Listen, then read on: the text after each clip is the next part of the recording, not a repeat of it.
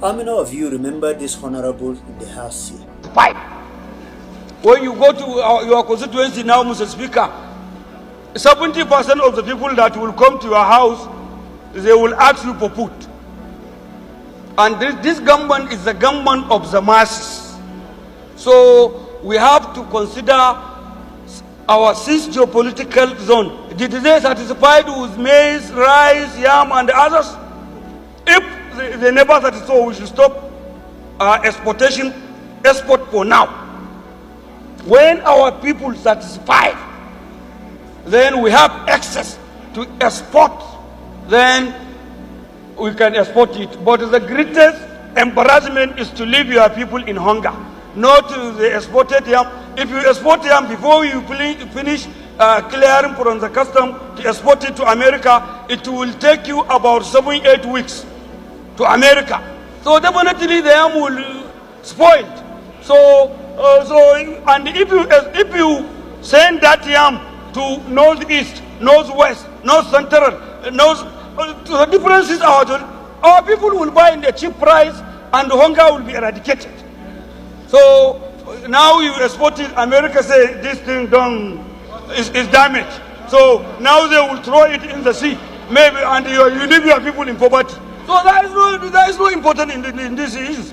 So, Mr. Speaker, since there is this, we have to stand as a lawmakers. We have to stand on this issue of Prohibition Act, because we are lawmakers.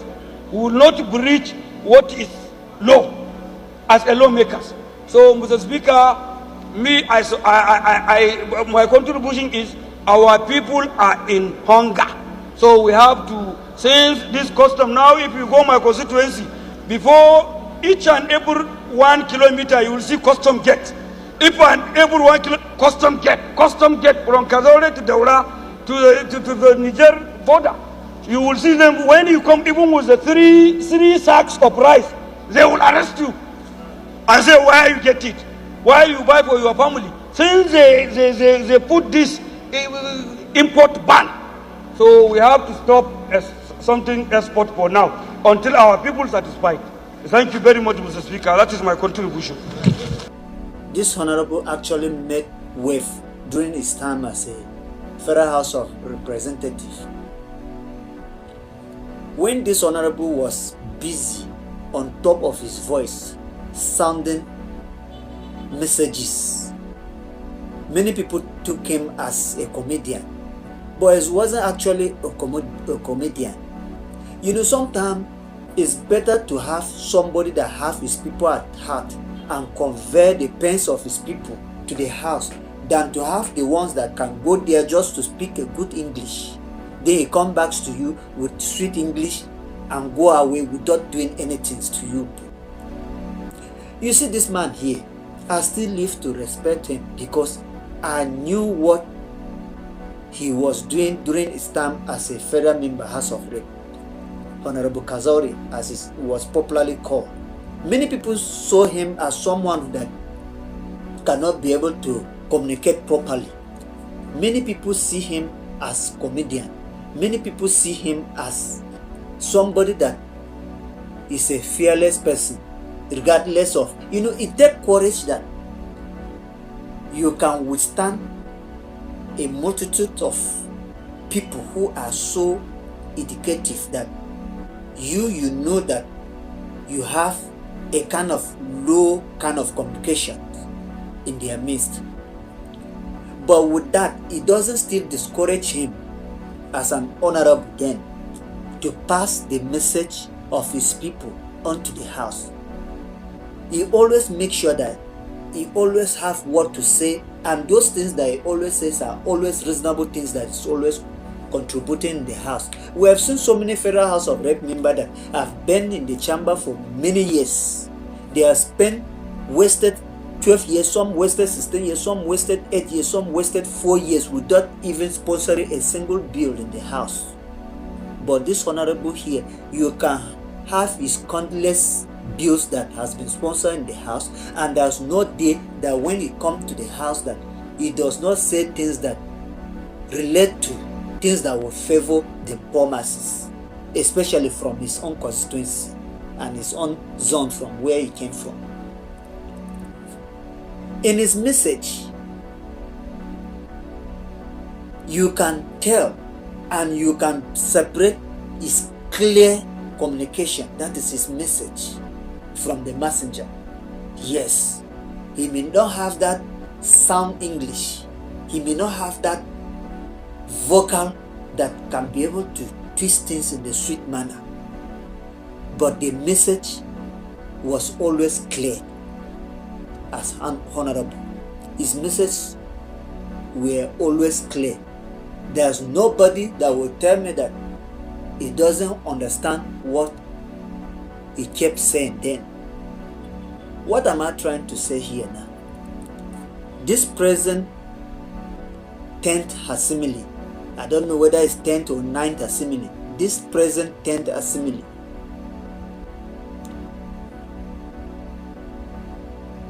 this assembly is a kind of rubber stamp assembly that I've never seen a member oppose any policy that came from the top, that is from the executive.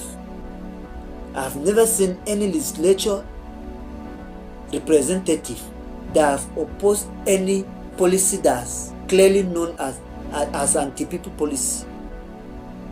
They are just there. Whether good, whether bad, they pass it. Whether good, whether bad, they pass it. How will the nation grow with this kind of notion? How will the nation grow that your Senate president will clearly come out to tell you that he's here for the president, he's not here for the nation? Your Speaker, House of Rep, will come out clearly and tell you that he's here for the president, he's not here for the nation. To tell you that the whole of the executive arms of government has been pocket and channeled to one man's pocket.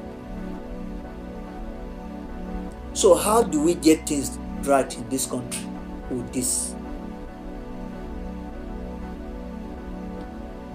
How do we have things that will come in favor of the general masses? Very soon now, election will be near. 2027 is not far. It's just around the corner. They will still come around to tell you things that you want to hear. They will still come around with their tribal politics as usual. They will still come around with their religious politics as usual. They will still come around with their zonal politics as usual.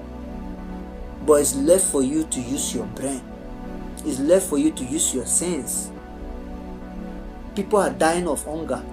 People are suffering. Cost of living is very, very high now. Cost of transportation have skyrocketed. We're all here smiling, suffering, as if pretending as if everything is right. Is this not the kind of hypocrisy of the highest order? The same regime that could not take this shit from the other regime of PDP then. They were at the forefront of all these things. They took the poor masses along with themselves as if they are for the poor masses. They use and dump the poor masses today. They are the one in power. And even when you complain of little things, they use the forces against you. And these forces that they are using against you, not that they are aliens, they are both human beings. After the uniform, after the office, they still go back to their normal life in poor area, living in a wretched way. But when they resume back duty, they take up arms as if their conditions are different. But they are not living in different conditions with the poor masses. This is common sense that they don't know. All this fight that we're doing, we're fighting for the general public, for everyone. Look at data today. You can't be able to put data on your phone comfortably. Data have become most expensive thing as fuel. The common 500 MB that people normally use 200, 150 to subscribe today is 500 naira. 1 gig now is 1,000 naira. 1 gig of 250 before is 1,000 naira. You go to bank again, any little transaction you do in the bank, charges everywhere. Even if you transfer money 10 times a day, they will charge you 10 times. Nothing but you see VAT. You put 100 naira card, 15 naira already is out of it because of VAT. You subscribe data. If you subscribe data of 500, be rest assured that 100 naira is gone inside because of VAT, and nobody is saying anything. Everything has skyrocketed. Even the little one that you as a poor man you are holding in your hand, they have taken it away from you. And you are still there clapping for them because it's your tribal person that is on seat. You are clapping because it's your religious person that is on seat. Even with the hardship that is going on, this hardship does not know who's your tribe, does not know who's your religious person, does not even know who's your zonal person or not. They are the one they are enjoying with their family because governments are catering for them and everything, and you are the one here clapping hands. Should wise up. Nigerians should sit up and wise up from all these things. People should not be using us as a stepping stone to get to their position. Once they are sent to where they are looking for, they abandon you down here. You keep clapping hands, hoping that Nigeria will be better. That prayer that keeps saying that Nigeria will be better can never be better until you stand up against the evil that has been melting on the poor masses in the country today. So this is the little that I have to say. People should voice out things that are not okay in this country. Any anti-people's policy, they should voice it out. Peace. Thank you.